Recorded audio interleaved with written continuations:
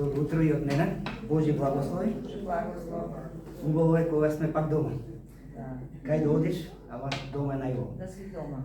Океј, пред да почнеме, би сака е малку да споделам.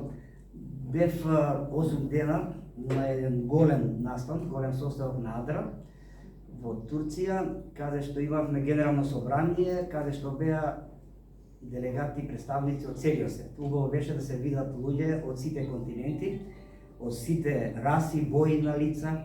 Имаше многу гости, но што беше најубаво, а тоа беше што секој сабајле имавме духовна порака, каде што духовно се храневме, но исто така потоа ги споделува информациите кои што беа битни.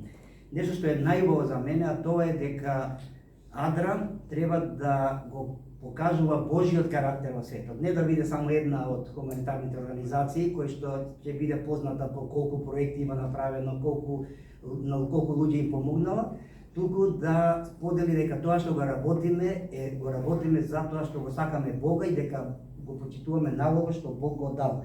И секогаш тоа да ги имаме на ум. Да не се криеме никогаш, туку отворено да кажуваме дека сме дел од Адвентистичката црква и дека љубовта Божја нагорува на тоа.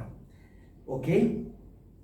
Сега, денеска сакам да размислуваме за една личност, но пред да размислуваме таа личност, сакам малку да споделам едно моје размислување.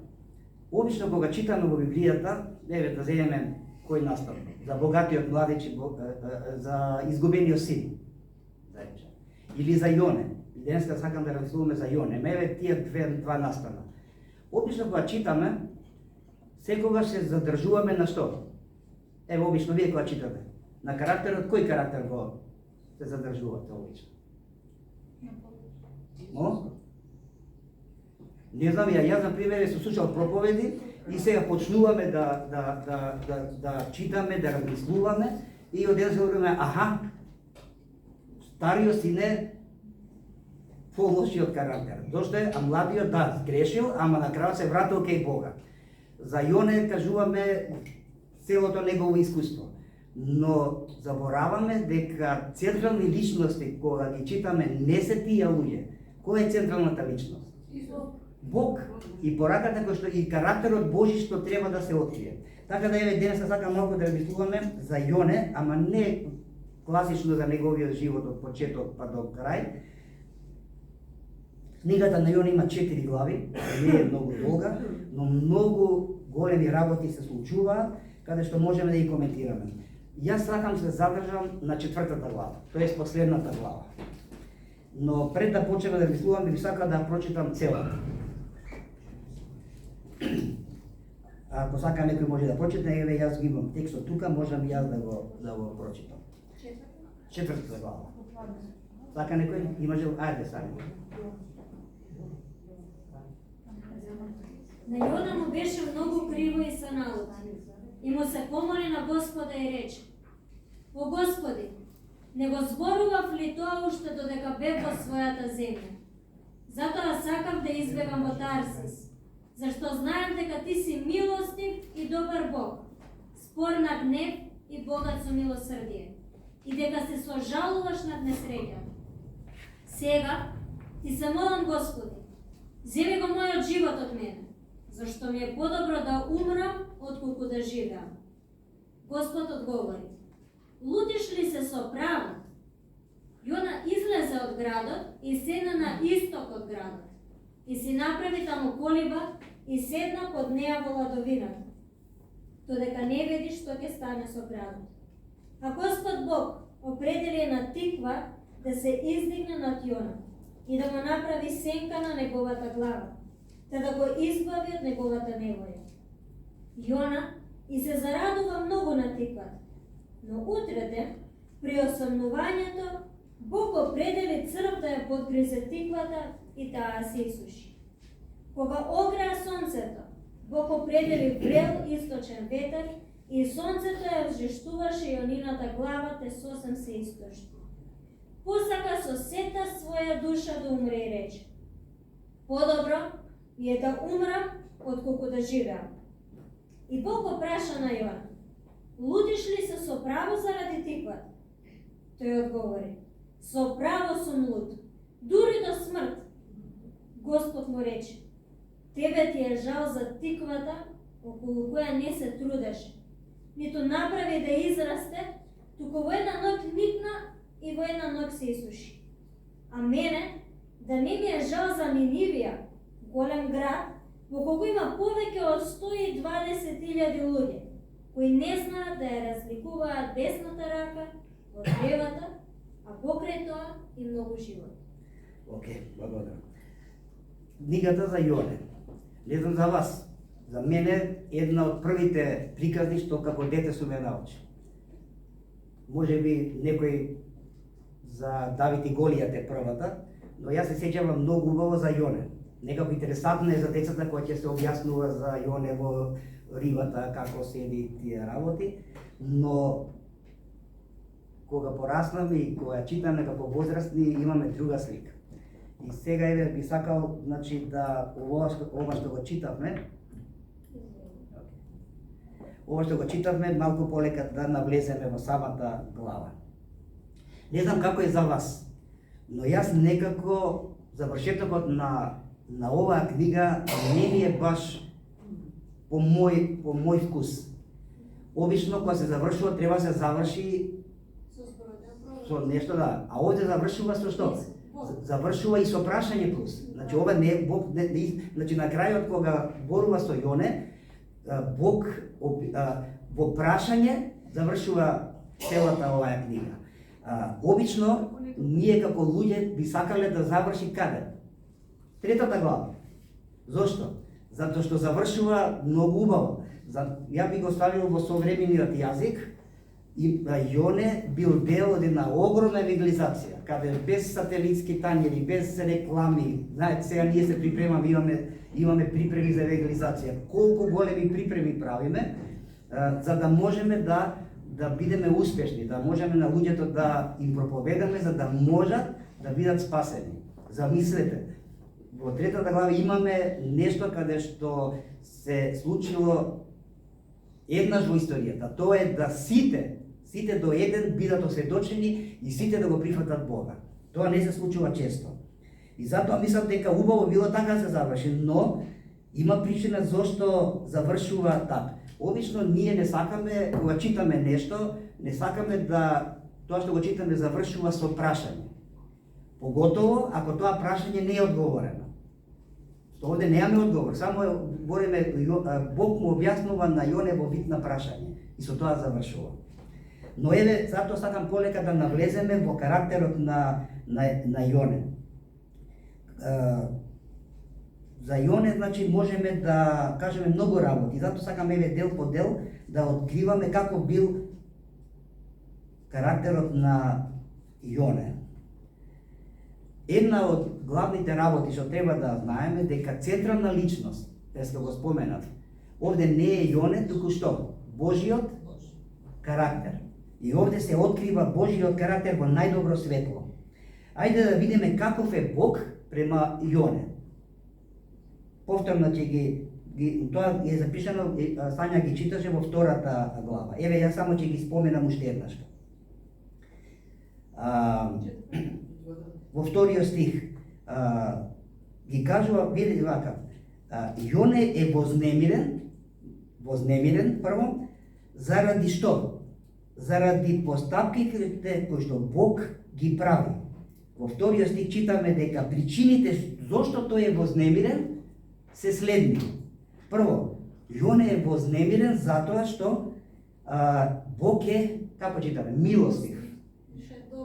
Втората работа е вознемирен и е лут на Бога, зошто? Затоа што е добар.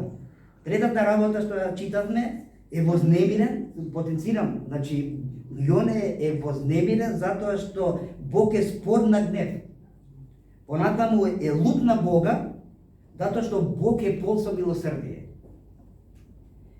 Последното што е запишано таму, исто така не му одговара или е вознемирен на Бога, затоа што не го казнува народот кој што се кае. Тоест е жалостив над несречните. Тоа е она што Јоне чувствува према Бога. Нели ова чудно малку?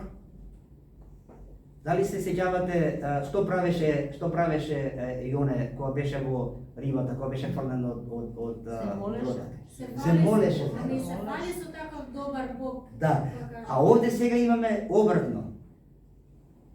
Многу е чудно да човек кој што искусил Божја благодет, на крајот да биде лут и вознемирен, затоа што Бог ги има овие карактеристики. Му смета затоа што Бог се менува. Он се менува кога ќе види промена во карактерот на луѓето.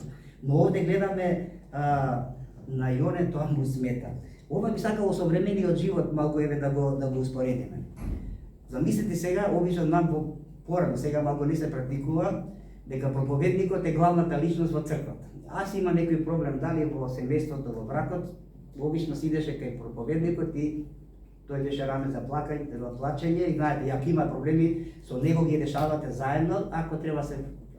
Замисли сега еден измислена работа, еден брачен пар има некој си несогласување и сега оди кај проповедникот и што? И жената, например, се жалите че мојот сопруг е таков и таков, ова му е маната, не можам да го издржам, имам проблеми, или нека се, знаете, сите оние работи што се случуваат. Некако ќе се најде више да се направи. Но замислете сега поинаку. Да дојде сопругата кај проповедникот и да каже вака. Знаете што? Толку ме нервира мојот сопруг, што е толку добар, више не може да го поднесам. Или да каже кога да му кажам нешто, он сам го добро, душо добро, затоа ќе го направам. Толку ме нервира, не можам тоа да го направам. Нешто такво нешто се случило кај вас? Јас сум слушнала кај некој кога се обратил некој наш брат и неговата сопруга му рекла не можам да те, ми кажуваше дека Горица, ама не мора да кажем за кој се работи. Јас те сакав порано кога беше таков, ваков, знаете, кога одеше по жени, она, јас те сакам таков, кога беше лош, а сега го прифати Бога не ми се бил. И тоа јас се чудам на вистина искрено на таквиот пристап. Да, ама у основа тоа би било чудно. Така? Секој од нас сака да има другата страна да покажува респект, љубов, добрина. Секој од нас тоа го сака. Но ова го споминувам во очите, онда што го читавме за Јоне, баш доаѓа така.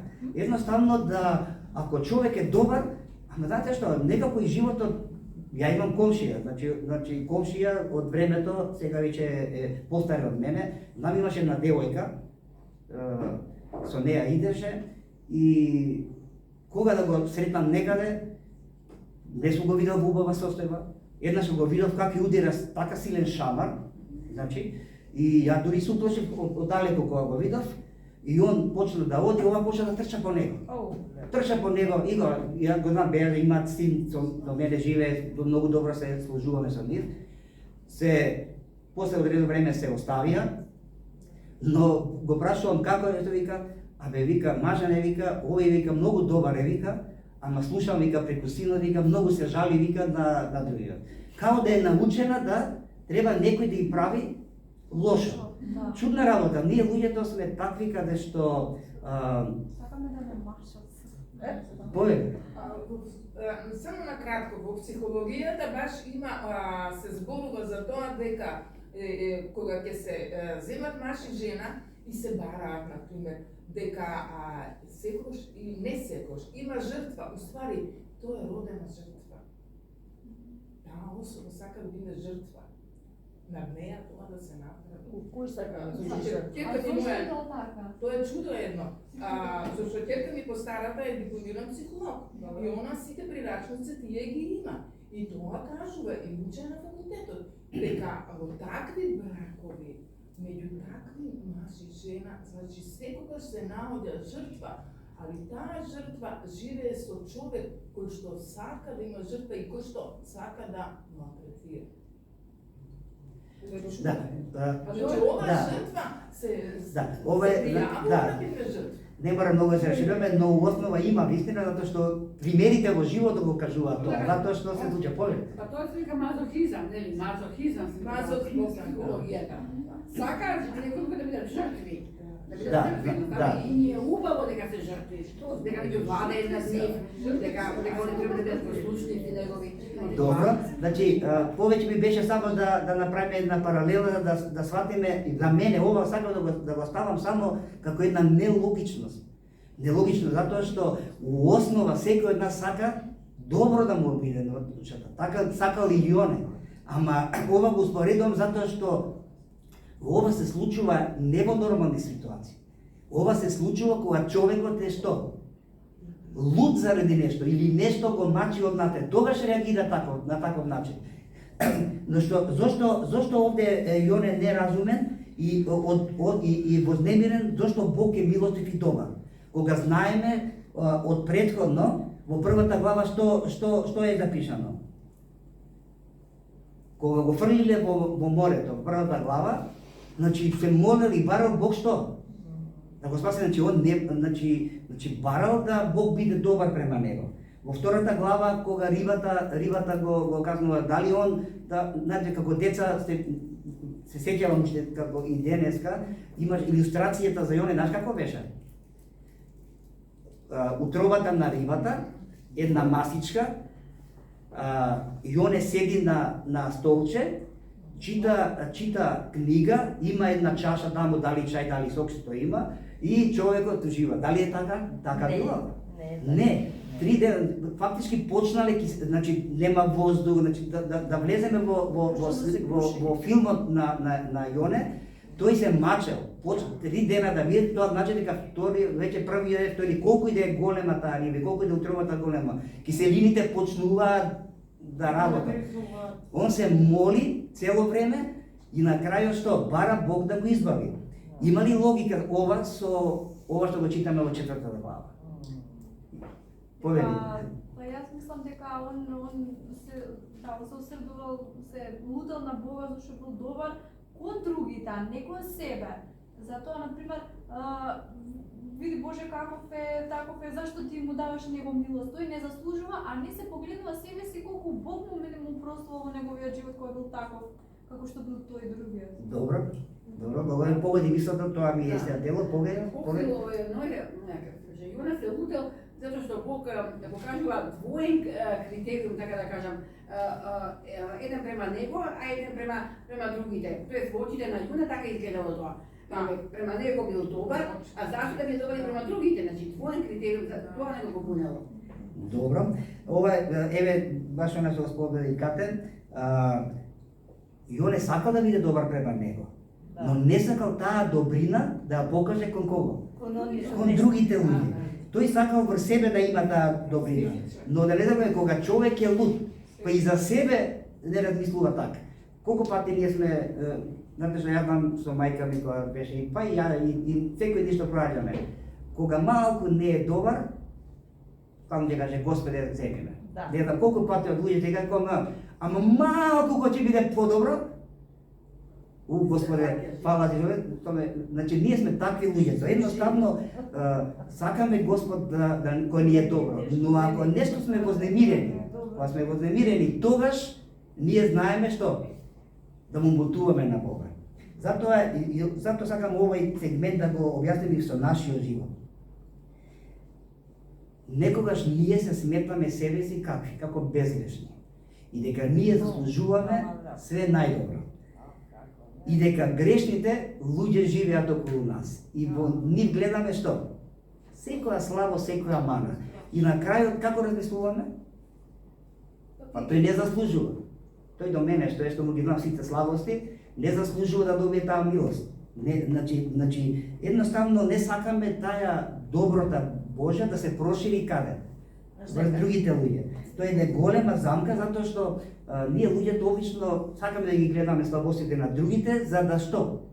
И сокриеме нашите, да можеме нашите да не ги видиме, а најголемата трагедија е кога човек гледајќи во другите ќе изгуби собствената објективност и ќе почувствува дека за него не треба што?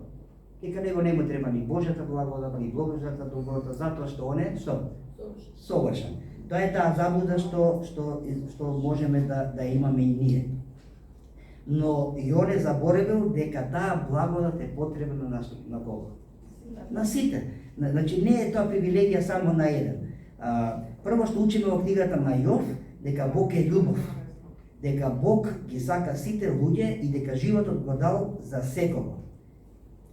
И за не само за нас, туку и за оние што се околу нас. Но овде сакам да споменеме и уште некои други работи. Кој прашање му постави Бог на Јоне? Дали со право се лути? Зошто се лутиш или дали со право се лутиш? Што вели Јоне? Со право дури до смрт. Да. Едноставно, мене ми е интересантно, ова кога го читате, дали сте имале слика? Ја таа слика ја видов со Андре, мојот внук. Прво нешто што научи, башо на устата ќе искриви, ќе се стаи рачињата и покажува визуелно дека е лут. Мене така ми личи ова со Јоне. Бог го прашува дали ево решто се лутиш, а он едноставно, зошто тоа го прави? Затоа што он заборава на сето она што Бог е. Значи, каков е Господ. И уште едно што заборава? Мене ме воодушевува книгата на Јоне, што овде, читате го Стариот Завет, во која е било глава, ќе видите жртви, убиства, ќе видите страдања на луѓе. Дајме, кога читаме. Во книгата на Јоне, дали се спомнува смрт, дали се спомнува нешто кое што е поврзано со страдање? Па поминува дека дури до смрт.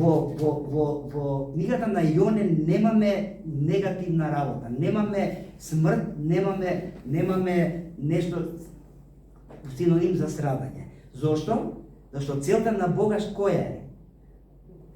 Целта е да го спаси човештвото. Тоа е значи живот. И овде имам уште една поука, дека Сотона сака да го направи Бога како што? Како тиранин или оној човек кој што ги прави сите зла.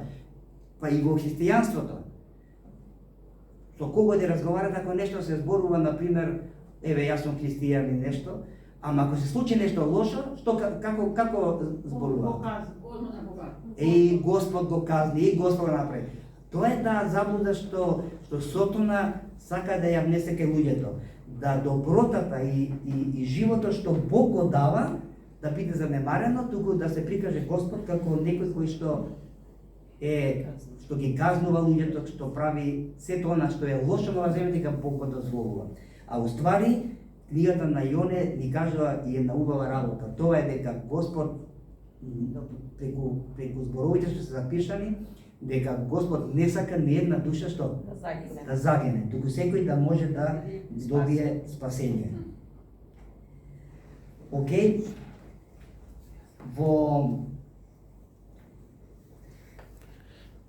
како што споменав, никој овде не загинува. Причината зошто не загинале луѓето затоа што Бог е добар и Бог сака секој да добие живот вечен, но не само живот вечен, него да има и живот обилен додека е на оваа земја. Прифаќајќи го Исуса, ние го искусуваме животот во полнина. Некои луѓе покажуваат дека го следат Христа, а животот им е полн со досада. Овој цитат го прочитав како парадокс да биде. Замислете, Бог ви дава живот, а ако ви дава живот, како треба да биде нашиот став и наглед према луѓето и луѓето како треба да гледаат дека навистина имаме живот. Овде читаме дека некои луѓе што го прифатиле Христа со својот живот покажуваат дека овде го покажуваме зборот досада. Едноставно, може ли човек што го прифатил животот да биде? Не може. И јас се чудам, некако чудна работа, сум видел многу, патуваме и сите и вие патувате, во ова време се патува, многу лесно се патува во други земји. Во одредени земји, не зборам за богатите, Америка или кај што има многу пари, во сиромашни земји, ќе видите луѓе кои што лицата им светат, насмејани, радосни, некако во некои земји па многу малку гледате луѓе, посебно овие балкански земји, некако и дури кога го славиме нешто, и Бога кога славиме, образите ни се некако спуштени. Зошто? Значи ние покажуваме дека животот што Бог ни го дава, не го чувствуваме. Неблагодарноста. Значи едноставно ние треба со нашиот живот да го покажеме тоа дека навистина Бог е живот. И со тоа значи ќе покажеме дека и ќе кажеме на светот дека Бог е оној кој што дава живот. Значи Бог не е само Бог на љубовта, туку затоа што тој живот што го има сака да го даде на секого. Ние треба да научиме лекција кога сме вознемирени и лути, подобро да не зборуваме, дури и да не се молиме. Овој цитат го најдов исто така во една книга. Зошто кога сме лути и вознемирени да не зборуваме, па дури и да не се молиме. Што мислите? Ова го учиме преку чив пример? Преку примерот на Јоне, тоа го читавме. Кога човек е лут и е вознемирен, тогаш кажува, да не кажам глупости, ама кажуваат работи што не се разумни. Дали ви се случило вам некогаш? Знаете што, во главата сега, некој нешто би направил, и вие што? И почнувате, тоа ми го кажа ова, и вие се цело време се бавите со таа мисла, и таа мисла вас ве вознемирува. Ако сте вознемирени, можете да се молите? Замислете сега, сакам тоа да му направам, ќе му вратам, ќе му направам. Ова се случува со Јоне. Јоне е вознемирен затоа што направи Јоне? Еве да се вратиме за последните стихови. Ќе ти дадам збор. Тиква, голема, сенка, жешко надвор, он седнал, погледот каде му бил? Према градот, и едноставно тоа го мислам како ние сега пред телевизија ќе да станете, ама он во живо, да станува надвор, под сенка, убаво му е и што? Гледа напред и сака да ужива во што? Што ќе се случи во злото? Не што ќе се случи, он очекува што, он знае што ќе треба да се случи. Значи он сака да види како паѓа оган, како луѓето што? Умира. Замислете си да го имате тоа. Погледнете исто, ајде да не. Вистина Јоне кога бил во рибата, му престанало да се моли со друго ништо, не може ни лево ни десно. И Бог и заповеда на рибата да ги изплува надвор. И ги изплувала. И поново дојде речка Јоне, иди у град Ниневија и проповедај. И морал да отиде после, браќи се. Прво не сакал да иде, али после кога бил 3 дена во рибата, се молел и Господ и заповедал на рибата, иди изплувај го надвор. И ги изплувала. И после се качил горе, као што викаш, тиква, и Господ му дал тиква, седнал по тиквата, ама чекал 4 дена да погине град. Тоа му било желно, ама не погинал, вика јас сам. И за тебе данив Господ. И вика се покаje, зашто кога гледаме царот, кога слушнал дека што ќе биде на градот, дал наредба да се пости 3 дена. И Бог го видел, значи, дошто дивни и ги спаси. Благодарам. Сите знаеме наставно. Јас сакам само во 4 глава за да сумираме одредени работи кои што мислам дека обично ги занемаруваме кога читаме. До сега дојдовме до овие фази да објасниме дека е последната работа ја спомнавме да кога е вознемирен човекот, подобро е да молчи, затоа што кога молчи не може да направи штета или грев. Но сега сакам да споменам уште една карактеристика која што овде е доста јако изразена, а која што Јоне сакал да ја направи.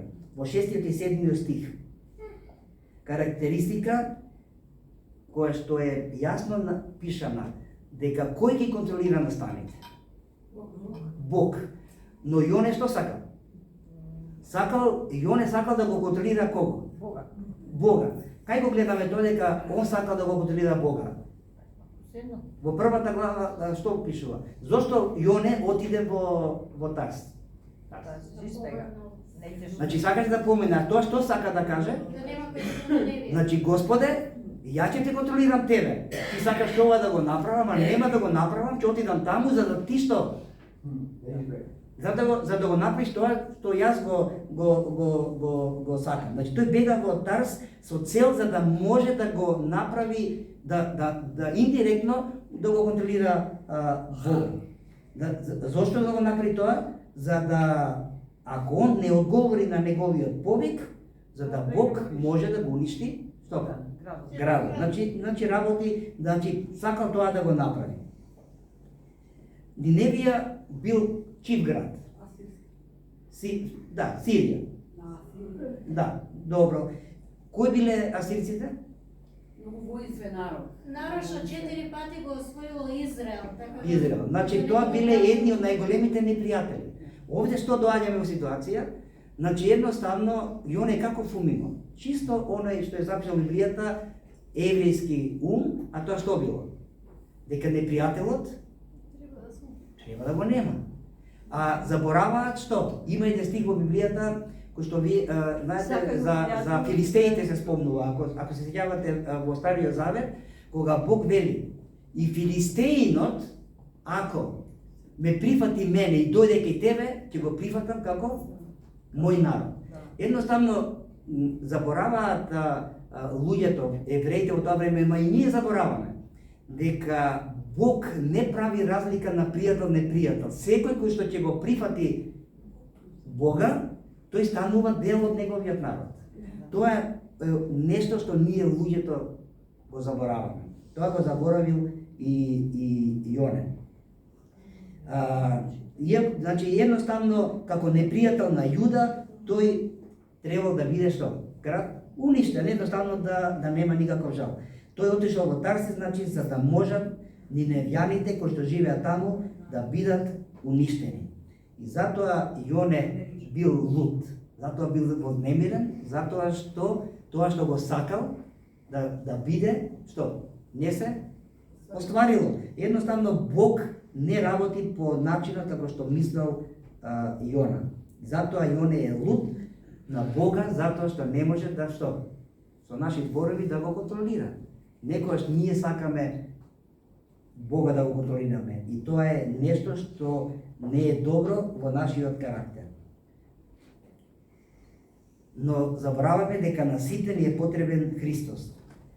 Но тој мислел дека тој може да го контролира Бога, но на крајот сватил дека не може да го контролира. Бог стана и затоа станал гневен. Станал како дете кој што се лути.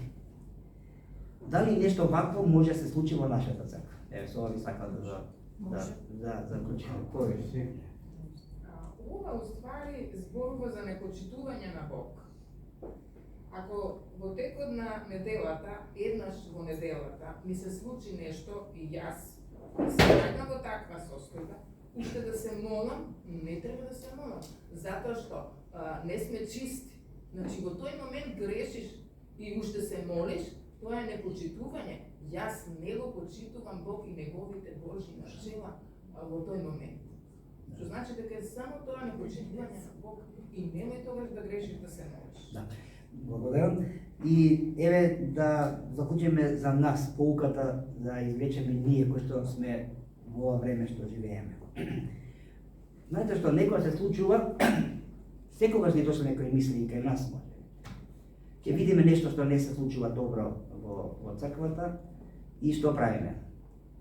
Заради тоа нема да земам учество во црквата. Додека тој брат нешто не, додека тој тука, јас нема да учествувам, нема да свирам, например, нема да држам проповед, нема, едноставно бараме причини што? Се вознемируваме, стануваме нервозни, зошто? Заради некоја случка што по наше мислење, по мое лично, ќе се земам во прво лице, не е во ред. И почнува тоа да ме мачи исто како и оне што го мачи. Едноставно што? Станувам вознемирен. Но да не забораваме. Бог дава живот, Бог е љубов, но во исто време не постои незаменливост. Ако јас, замислете сега, еве да не ја прифатеа пораката кој што Бог им ја даде невијаните, дали невијаните ќе можеа да бидат избавени? Не. Не. Ама од друга страна, ако ние во црквата правиме слични работи, Дали можеме ние исто така да видиме таа Божја благодат да ја имаме до бесконечност? Не може. Значи едноставно мораме да разбереме дека Бог е љубов и не е себичен, дека не ја дава само кон нас. А тоа сака да ни каже дека треба тоа да го покажеме и кон кого? Кон другите. Морам да го споменам. Некогаш се чувствуваме и ние исто како и оне. Не сакаме благодата да ја добијат другите луѓе, па макар и тој што седи до нас.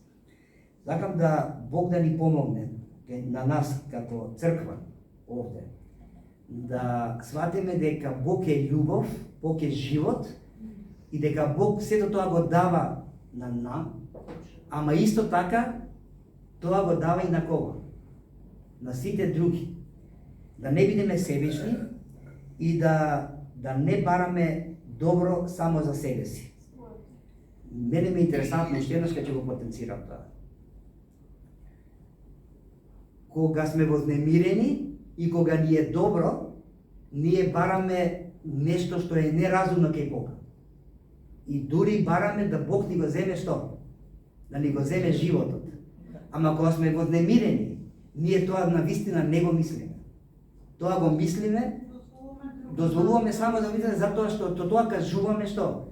Дека ние сме лути, вознемирени и сме на кого сме лути? На Бога. На Бога. Ама сме лути на Бога не за нешто што Бог не направил добро за мене, туку затоа што не направил што? Она што јас го сакам. И да дозволиме Бог да работи во нашите срца, да не менува и таа благодат што ја има во себе си, да искусиме во полнина. Да едноставно бидеме исполнени со таа благодат и да навистина луѓето видат во нашиот живот, да не видат дека сме ние страдалници, туку со нашиот живот да покажеме дека навистина Бог е тој кој што го води нашиот живот и да ни помогне во нашиот секојдневен живот. Уште еднаш ќе потенцирам, ако некогаш сме вознемирени, не со оправдани причини, туку почувствуваме дека нешто е вознемиреноста доаѓа затоа што Бог сака да направи нешто во нашиот живот, да не бидеме како и оне, туку да го кажеме Господе, нема да се лутам. Може би делува она што читавме Јоне како наивна, како дете, но тоа не е наивна, тоа е нешто озбилно. И Бог да ни помогне на вистина, Бог да го менува нашиот карактер. Амин.